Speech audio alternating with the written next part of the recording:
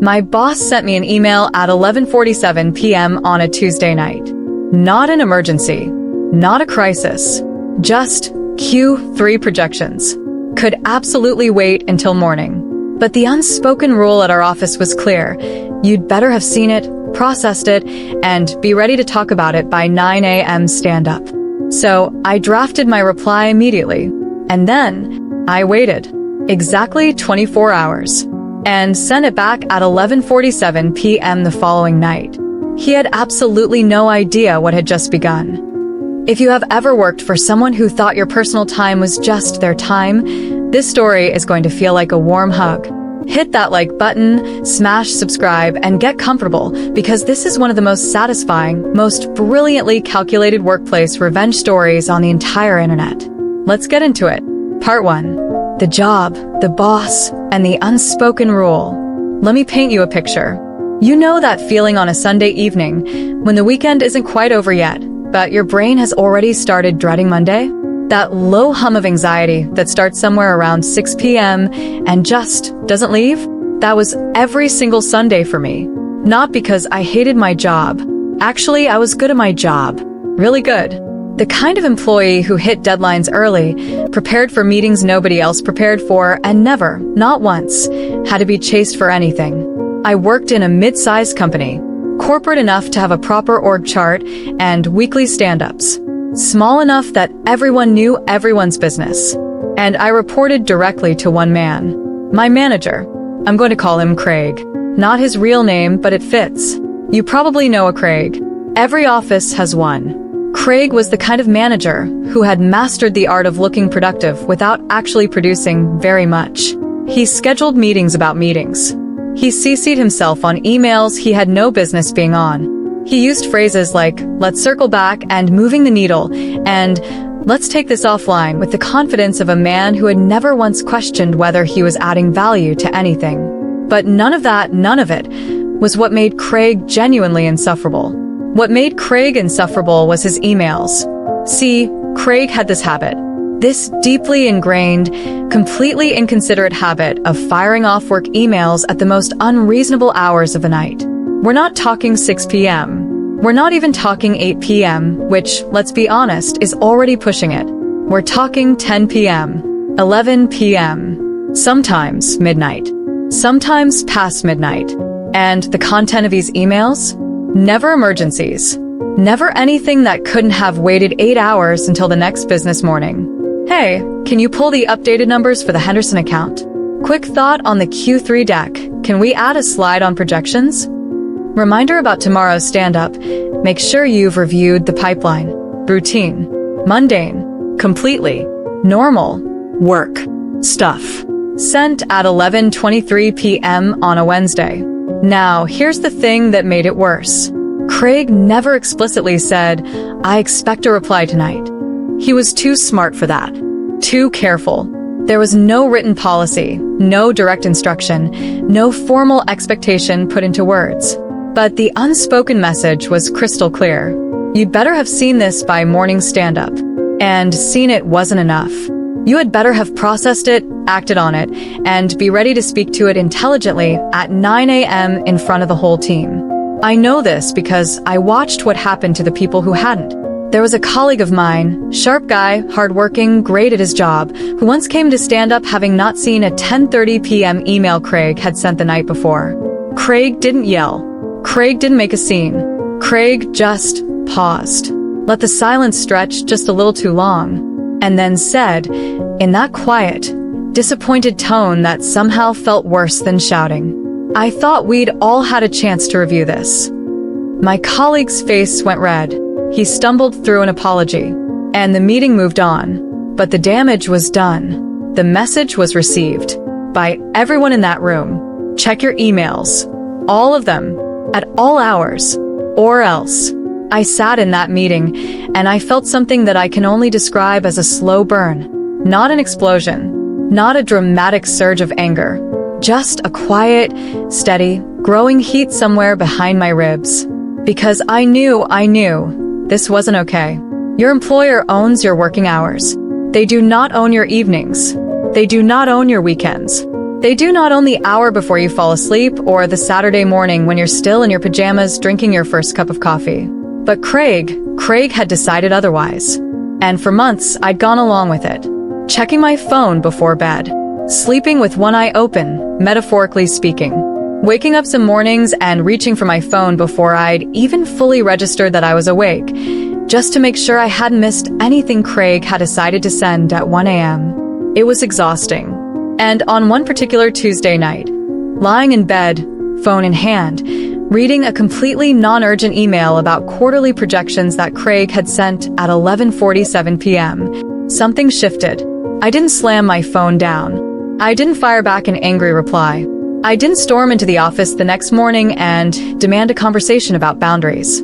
I just got very, very quiet inside. And I started to think, if Craig could set his own unspoken rules, so could I.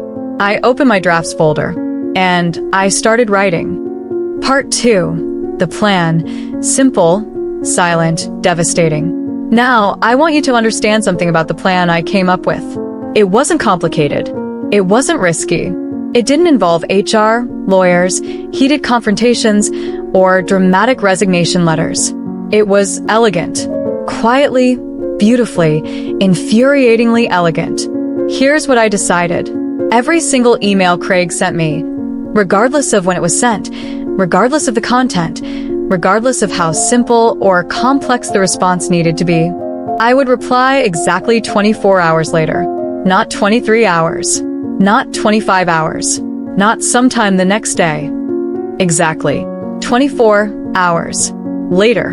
To the minute. 11:47 p.m. email. Reply goes out at 11:47 p.m. the following night. 6:14 a.m. Saturday email. Reply goes out at 6:14 a.m. the following Saturday. 10:58 p.m. Sunday email. 10:58 p.m. Monday. Done. Now, and this is the part that made the whole thing work. I wasn't actually delaying my work. That's the genius of it. I drafted every reply immediately.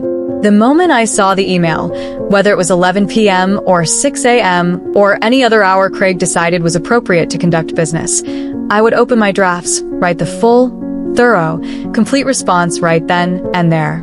And then I set a reminder, exactly 24 hours from the timestamp on his email. And I sat on it. The reply existed. The work was done. Nothing was actually delayed.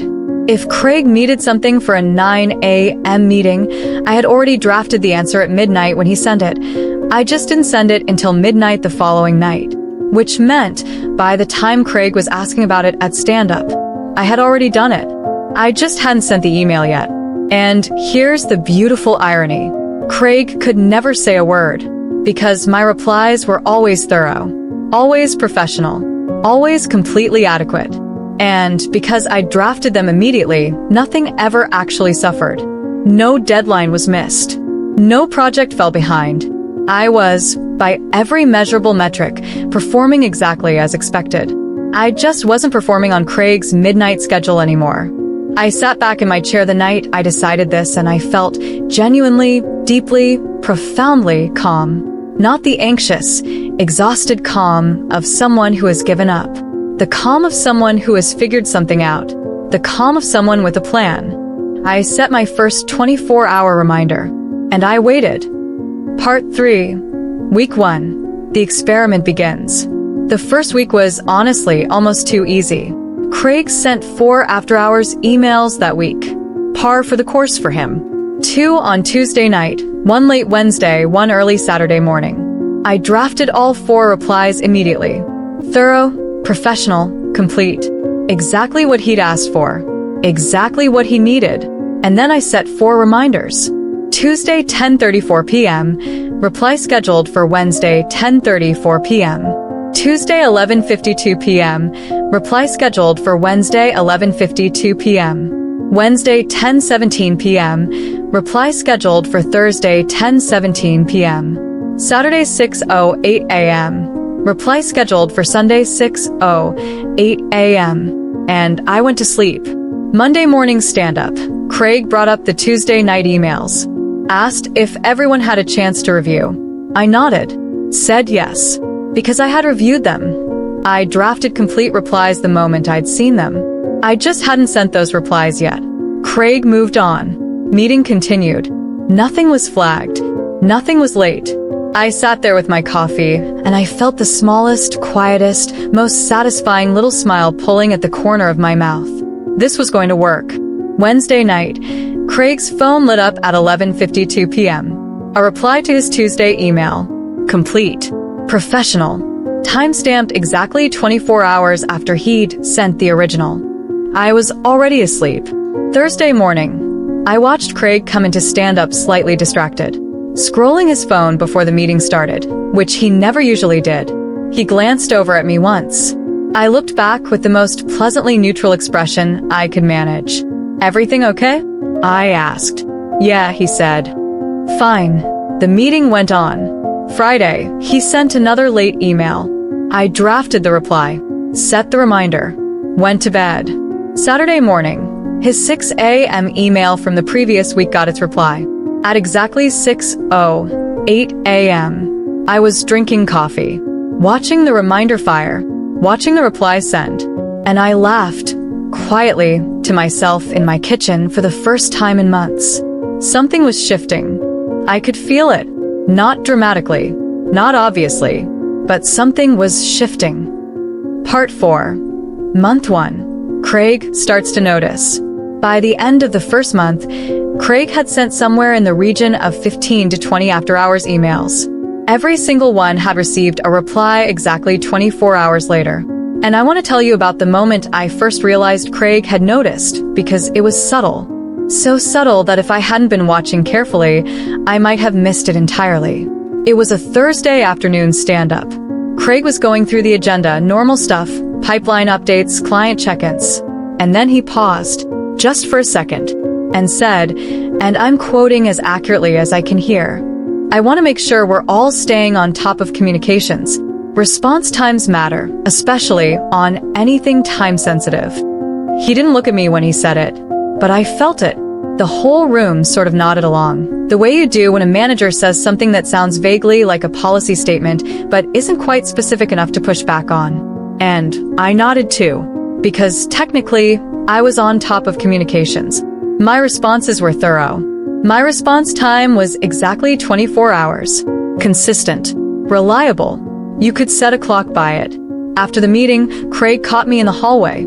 Hey, he said, casual as anything. Just making sure everything's good with you. Workload manageable.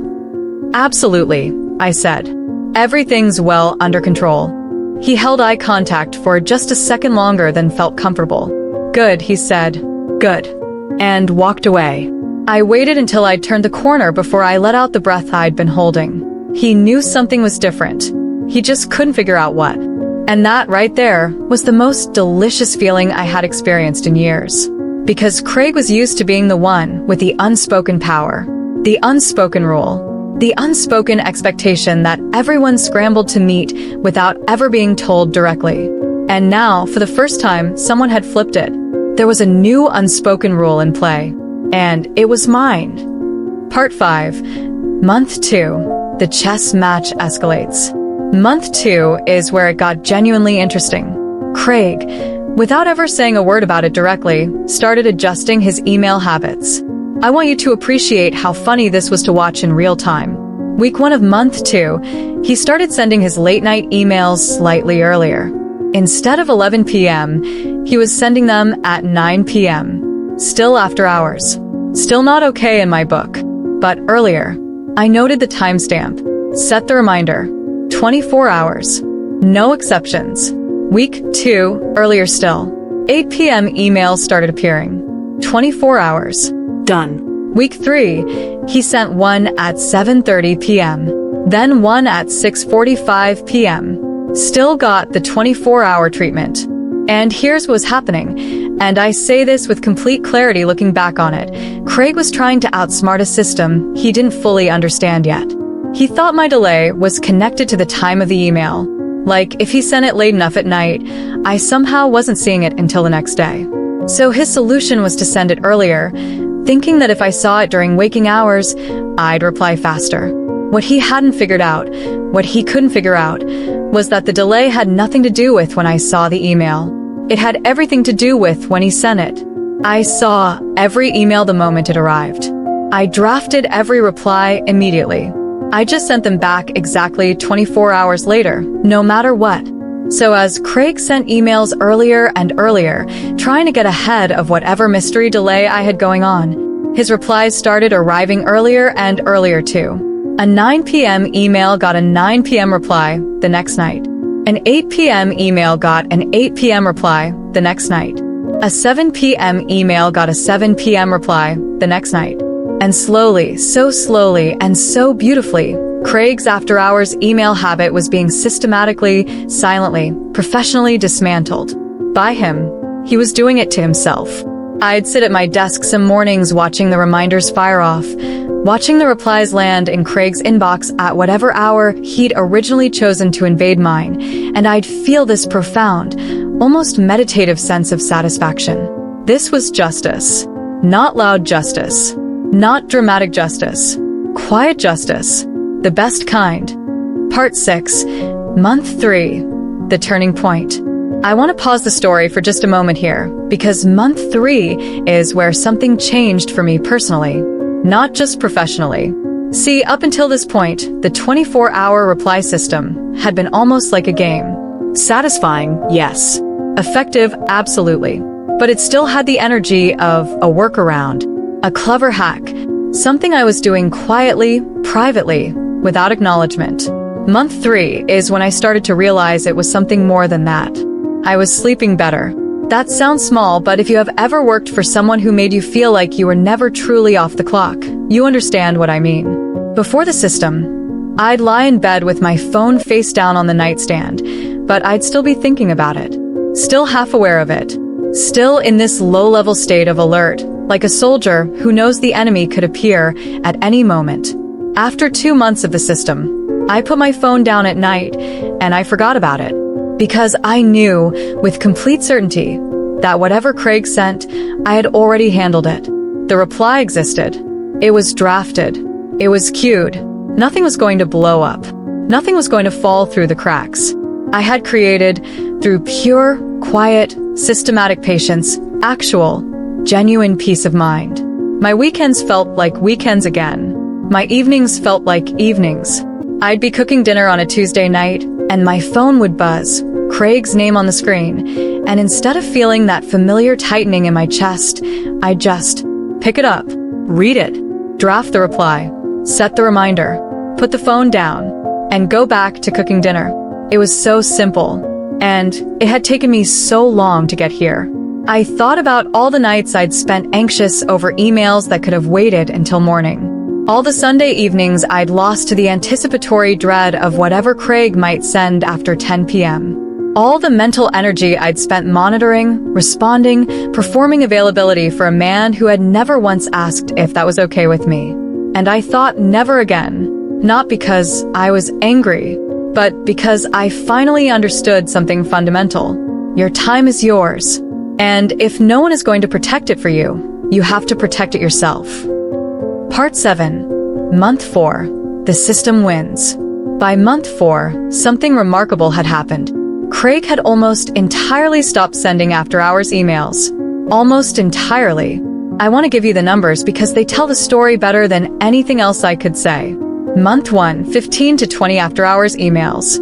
All received their 24-hour replies.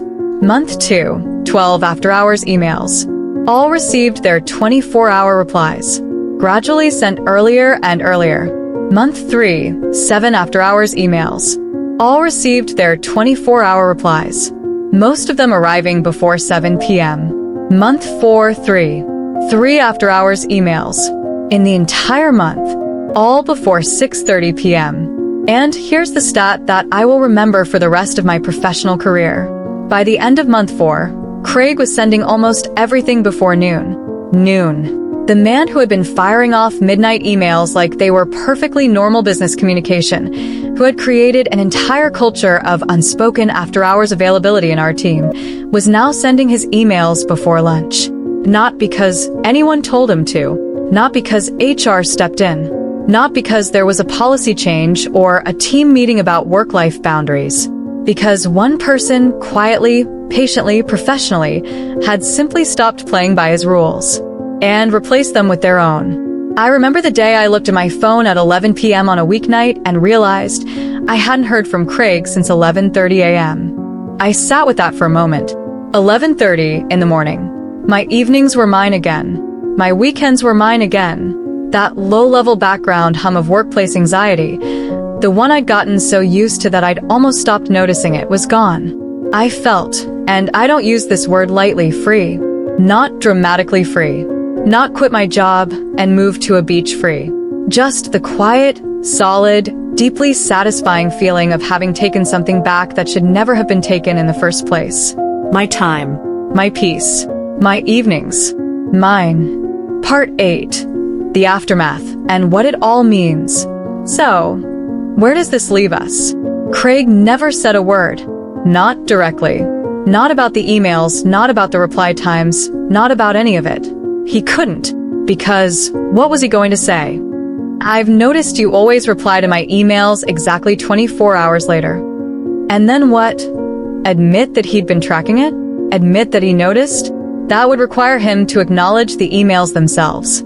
To put into words the unspoken expectation he'd spent months carefully never putting into words. He couldn't call me out without calling himself out. So he didn't. He just changed. Quietly. Gradually. Without acknowledgement or drama. The same way I had implemented my policy. Quietly, gradually, without acknowledgement or drama. And I think, in some strange, unspoken way, that's the most fitting ending the story could have had. No confrontation. No HR meeting. No dramatic showdown in the conference room. Just two people.